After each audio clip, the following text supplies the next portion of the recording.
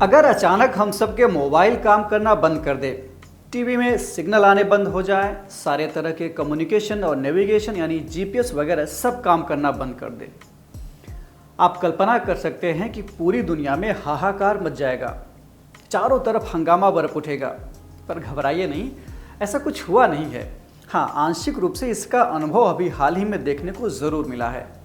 बताते हैं पूरी कहानी, अंत तक हमारे साथ बने रहिए। नमस्कार, मैं हूं केसरी। शुरुआत से शुरू करते हैं। ये जो स्क्रीन पर आपकी एक तस्वीर दिख रही है, इनका नाम है एलन मस्क और ये एक अमेरिकी बिजनेस पर्सन है। आप में से ज़्यादातर लोग इन्हें जानते होंगे, ये ज़रूर जानते होंगे। इन्होंने स्पेस एक्स नाम की एक कंपनी बनाई हुई है। ये कंपनी प्राइवेट रॉकेट विकसित करती है, जिसके माध्यम से ये लोगों को अंतरिक्ष में घुमाने और सैर कराने जैसे कामों को करने में लगी हुई है। इन रॉकेट के जरिए ये तमाम अन्य काम करने का भी दावा करती है। ये जितने भी तरह के रॉकेट विकसित करती है, उसमें एक फाल्कन सीरीज की भी रॉकेट है। यानी फाल्कन रॉकेट अमेरिकी अंतरिक्ष कंपनी स्पेस एक्स द्वारा विकसित बहुउपयोगी यानी मल्टीपर्पज रॉकेट प्रक्षेपण यान है। फाल्कन सीरीज के तहत कई यान आते हैं, जिनमें फाल्कन 1, फाल्कन 9 और फाल्कन हैवी जैसे यान शामिल हैं। अब इसी में से एक 2 स्टेज वाले रीयूजेबल यानी जिसको दोबारा भी इस्तेमाल किया जा सके, ऐसा फाल्कन 9 रॉकेट को 19 जुलाई को कैलिफोर्निया के वैंडनबर्ग स्पेस फोर्स बेस से लॉन्च किया गया था। अब रॉकेट को लॉन्च कर दिया गया, यहाँ तक तो कोई समस्या नहीं है। अब आते हैं कहानी के दूसरे सीन में।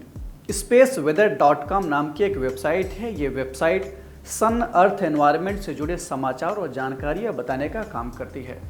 साइंटिफिक रिसर्च करती है, ऑब्जर्वेशन करती है और हम लोगों तक यह जानकारी पहुँचाती है। इसने बीते 21 जुलाई को अपने वेबसाइट पर यह दावा किया कि स्पेस एक्स कंपनी की जो फाल्कन 9 रॉकेट जो 19 जुलाई को लॉन्च किया गया है, इसकी वजह से आयन मंडल में एक टेम्पररी छेद हो गया है, होल हो गया है। अब आते हैं कहानी के तीसरे सीन में। हमारे वायुमंडल को कई परतों में बांटा गया है।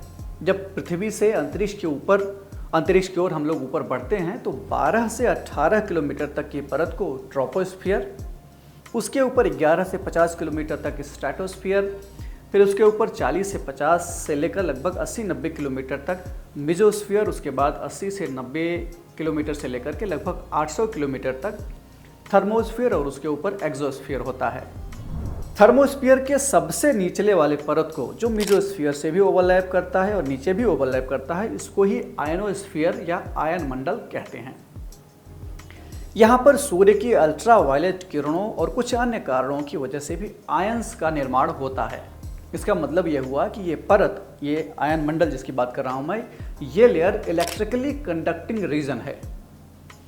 इस कारण ये पृथ्वी से आने वाली रेडियो यानी सिग्नल्स को, यानी विद्युत चुंबकीय तरंगों को पृथ्वी पर वापस भेजने में, रिफ्लेक्ट करने में सक्षम है।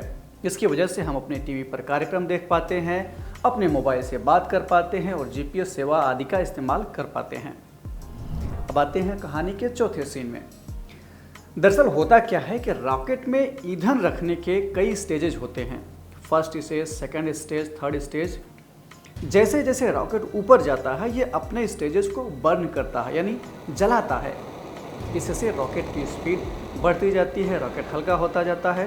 तो हुआ यूँ कि जब फाल्कन 9 रॉकेट लॉन्च हो रहा था तो तकरीबन 286 किलोमीटर की ऊंचाई पर पहुंचने के बाद यानी आयनोस्फीयर में इसने अपने दूसरे स्टेज को बर्न किया। इस बर्निंग के दौरान रॉकेट ने आयन मंडल में H2O यानी पानी और CO2 यानी कार्बन डाइऑक्साइड रिलीज किया। इसकी वजह से रॉकेट के आसपास आयनीकरण की प्रक्रिया लगभग 70% तक यानी 70% कम हो गई। ये पूरी घटना कैमरे में कैद की जा रही थी। तो इस दौरान जो वीडियो फुटेज रिकॉर्ड किया गया, उसमें एक हल्की लाल रोशनी दिख रही थी। इस रोशनी का स्टडी किया बोस्टन विश्वविद्यालय के अंतरिक्ष भौतिक विज्ञानी जेफ बाumgartner ने।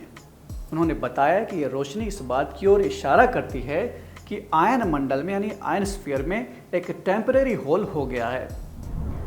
क्योंकि ये छेद अभी टेम्परेरी है तो संभव है कि इसका असर बहुत ज़्यादा न समझ में आए, हल्का समझ में आए। लेकिन प्रॉब्लम ये है कि इंसान एक ऐसे युग में प्रवेश कर चुका है जहां पर रॉकेट लॉन्चिंग की संख्या लगातार बढ़ने वाली है।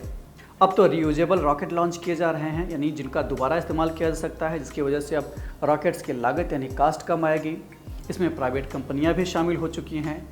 अब ऐसे में जाहिर है कि रॉकेट प्रक्षेपण की प्रक्रिया, इनकी संख्या और भी बढ़ने वाली है। चिंता इसी बात की है कि आगे चलकर ये हमारे आयन मंडल में तमाम परतों में कई तरह की समस्याएं पैदा कर सकता है, खासकर मेसोस्फीयर और आयनोस्फीयर में। आपको जानकर ताज्जुब होगा कि ऐसी समस्याएं पहले भी आ चुकी हैं। फाल्कन 9 को साल 2017 की 24 अगस्त को फोमोसैट 5 पेलोड ले जाने वाले वेंडरबर्ग स्पेस फोर्स बेस से लॉन्च किया गया था। कम भार की वजह से फाल्कन 9 को धरती की सतह के समानांतर यानी पैरेलली भेजने के बजाय एक वर्टिकल रास्ते के साथ लॉन्च किया गया था। इससे शॉकवेव बनी थी, जिसकी वजह से आयन मंडल के प्लाज्मा में एक गड्ढा हो गया था।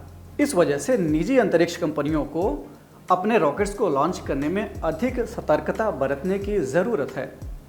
आपकी इस मुद्दे पर क्या राय है? ऐसी समस्या न पैदा हो, इसके लिए क्या सॉल्यूशन हो सकता है? कमेंट बॉक्स में हमें ज़रूर बताएं।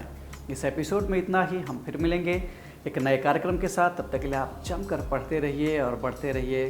नमस्कार।